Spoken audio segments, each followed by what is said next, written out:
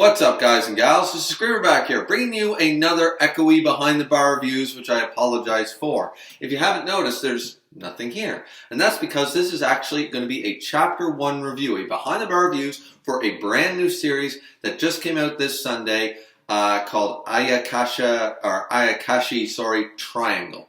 Chapter 1 dropped. It seems to be a brand new series by the creator of a series Black Cat, which I really enjoyed. I really like the art style and stuff, and as you guys, if you know anything about my opinions in my videos, the art style, not the quality, not how well it is, but the art style matters so much to me to truly get into a story. It's the reason it took me so long to actually get into One Piece, because I didn't really care for the art style and character models at the beginning. It looked a little too goofy to me. Simple explanation. That's the only reason that was holding me back. So nowadays, as I've gotten older, I try to give more series benefits of the doubt. I try to look past the art style. But nonetheless, it's a manga.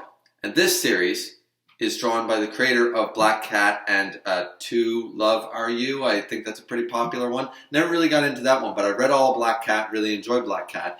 So this series is brand new from the same mangaka, and honestly, when I was first looking at it, I went, this is an art style I can get behind. I'm kind of enjoying it. It reminds me of Black Cat, and I really like that art style. The main character looks cool. The main woman, the main girl, she looks fine. So I was like, okay, I'm enjoying the character models. There's enough detail there. I really like the art design of the main antagonist, the yokai spirit, the king of the Ayakashi sort of idea, the cat. So I said, all right, I'm going to give this a chance. Now, when I was first reading it, I was really reminded of a sort of a Shaman King vibe, sort of mixed with Inuyasha elements. That's what I got from it. I hope you guys read it, if you're watching this review, but I really got this sort of reminiscent vibe of some of and I really like, once again, Black Cat art style, like Black Cat, getting vibes from two of my favorite series, Shaman King and Inuyasha. So I'm like, what's not to like? Let's try this out. I mean, I got a little bit of a cringe or, a little bit like, man, sort of feeling, because it's all ninja based, and I'm noticing you guys know my opinion about Naruto, so anything that says jutsu anymore, the whole idea of jutsu has been ruined for me in manga from here on out. No matter who uses it, the moment I see the word jutsu, I can just think, okay, more Naruto crap, right? So I cringed a little bit, but I got through it, and I like this idea. I like the abilities. I like where the story was going here. But I read the first chapter, and I did not expect the ending.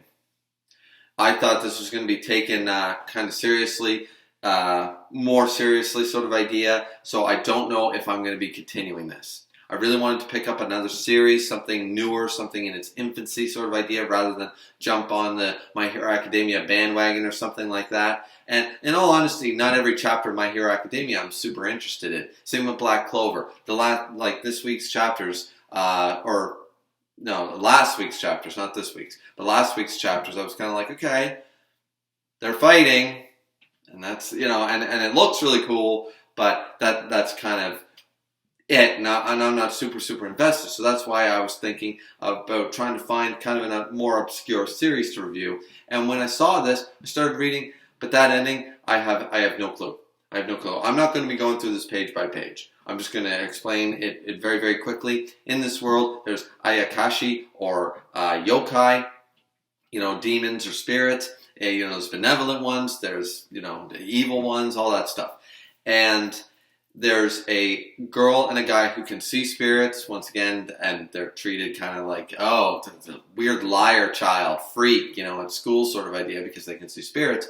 But she meets herself a friend. The friend can see spirits too, so they're having all a good time. Then around middle school, we're just getting the backstory here, in the first, 20 pages or so, is that this guy has become an exorcist ninja from the Kawazami, I forget what the name is, clan, who specializes in exorcism and ninja art skills to be able to combat these Ayakashis or yokai that mean to do harm, right?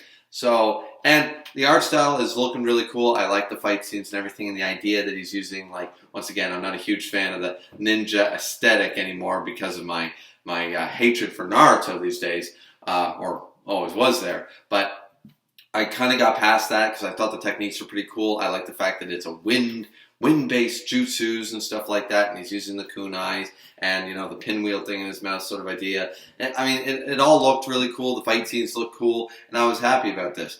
So these two kids, when they get to middle school or whatever, he takes over his grandpa's family, the family legacy, the family business, and we think that this is all like he changed sort of idea. He used to play around with them and everything, play around with the spirits, and it was all good. But ever since he entered middle school, he started kind of saying, like, go get some human friends. Stop hanging out with these spirits. Stop it, stop it, stop it. And kept having this attitude. So at the beginning, they run into this cat.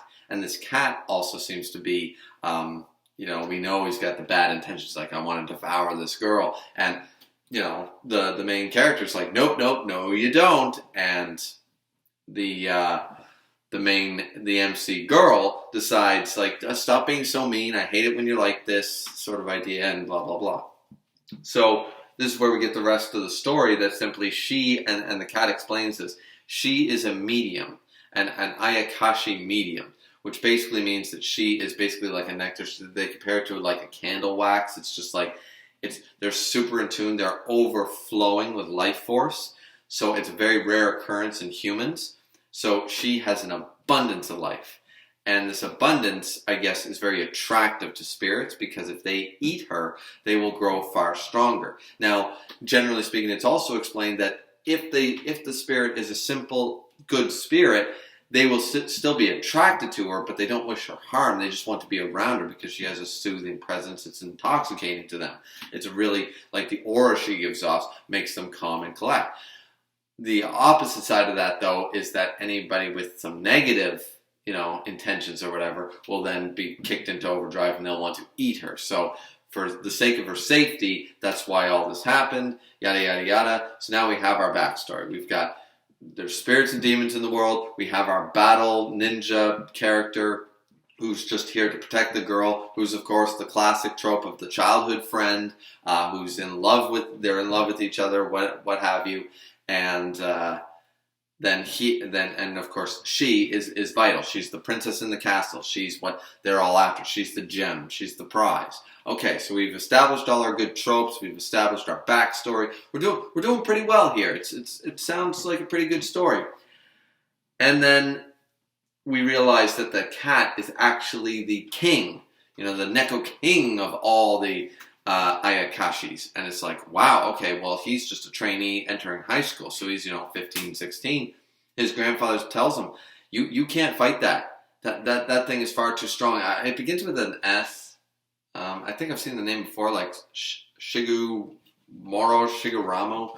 something like that. But either way, if I do continue to review the series, which I might not, I'll get better at, memorizing the names, of course. I just find this really weird. It all made sense up until this point. So, for some reason, and we're not really left for the explanation, the demons the Ayakashi do not want her to mate. It's a weird translation. It says it's not possible because you are blank, and then we learn all about it after the fact, but it's implied that she can't, like, have children or mate or whatever, as the cat puts it. So that's very strange, because it's like she's still a human, she's just overflowing with life force. Or is it the fact that I can't let her do that because maybe that changes something? Is that the implication? Because this is where everything got weird. He's not strong enough to fight, of course, the king of all the demon spirits. So his grandfather gives him a scroll that he just so happened to pour 30 years in just to specifically fight this one creature. This is getting a little tropey, like to the point of super convenience. But at least they're getting it out of the way. They got to start the story somehow. And I guess, so a little weak, but okay. So he poured his power into the scroll. His grandfather, who was also an exorcist ninja for 30 years. This should seal him. And it kind of does. It doesn't seal him fully, but it zaps most of his power. But during the usage of this scroll, he decides to use a hidden something technique so he can keep himself alive for some reason. I'm missing the explanation part here. As I said, this is where everything was fine up until this point. This is where things got weird. So the Exorcist Ninja main character, Masaki, anyways, uses this scroll power, catches him off guard, and he starts to seal him. The demon cat realizes he's going to be sealed, and he decides to use a gender bender ability on the main character. The way I read it, I could be wrong, but the way it read to me was that because he used gender swap, he pulled a Rama half on the main character, somehow that stopped him from being sealed. That interrupted the sealing. Because he turned from a guy into a girl. He didn't even realize it had happened. It's not like it knocked them out. So, I mean, at first, of course, I mean, you know, you're a guy, and then all of a sudden you're like, what's this weight doing here on my chest? So, I mean, I don't fully understand, I guess, like what exactly that implied. Like, for some reason, gender bending the main character stopped the seal. So, but most of the seal still worked. So now the cat's not really a super threat right now. And runs away. Now, this is where, of course, they figure out, okay, now he turned into a chick. I'm like, okay, I'm usually not a fan of gender bender stories, and that's why I'm hesitant. I'll probably keep reading it, but I won't be reviewing it unless it starts to get really good and I can get past it, because I'm not a huge fan of that. You know, I'm just not a huge fan of the gender bender story. It's kind of like, you know, there's just certain elements of that just over time, you've seen it all, you've seen all the tropes, the stories always usually end up the same. I was hoping this was going to be turned into more of a battle shonen romance, you know, but I guess we're going on the less on the battle side, it seems. So anyway, they kind of deal with it. The grandfather doesn't know a way to reverse it, so she just has to deal with being a girl from now on, and I guess the cat thinks, oh, well, now they can't be romantically together. So I guess, once again, the implication is if she does end up mating, having a boyfriend sort of idea, then that nectar, that absolute, you know, the super amount of life force that she contains as a medium will be lost. I guess it's sort of like a virgin exclusive ability or power. So I guess that was the whole purpose behind turning the main character into a chick. Where they're going to go from here with the story, I have no idea. They're off to school. So I guess comedy ensues. You know, I was hoping for something, I guess, a little more serious along the lines of Black Cat, with a much more, you know, darker overtone, more battle-oriented. So unfortunately, I think it's going to be a little too much on the comedy side of things rather than the serious battle. And so, I mean, I read it. I really enjoyed it. Unfortunately, the ending just, I mean, if you're into that type of story, that's great. I still think the art style is really cool, and it probably is going to be a fun type of story, you know, with hilarity ensues and awkward situations. But I don't know. I don't think it's what I was expecting when I read the first, you know, 20, 25 pages of this chapter. It kind of took a total 180 turn near the very end. And yeah, so this is where we're at. Anyways, I just read it, and I thought it was pretty interesting. Good art style by a mangaka that's written a couple of good hits. So I figured, you know, why not just do another review? So this will probably be out tomorrow, Monday, something like that. But anyways, like, comment, and subscribe. I hope you guys enjoyed. Did you read the chapter? If you didn't, did I inspire you to go read the chapter and see what I'm talking about? I hope you guys, you know, enjoyed it for what it was anyways, and let me know your own thoughts down in the comment section down below. So that being said, this has been Griever with a behind the bar review for a brand new series available right now on Viz.com. Go check out the official release. See you back here next time. Drink responsibly.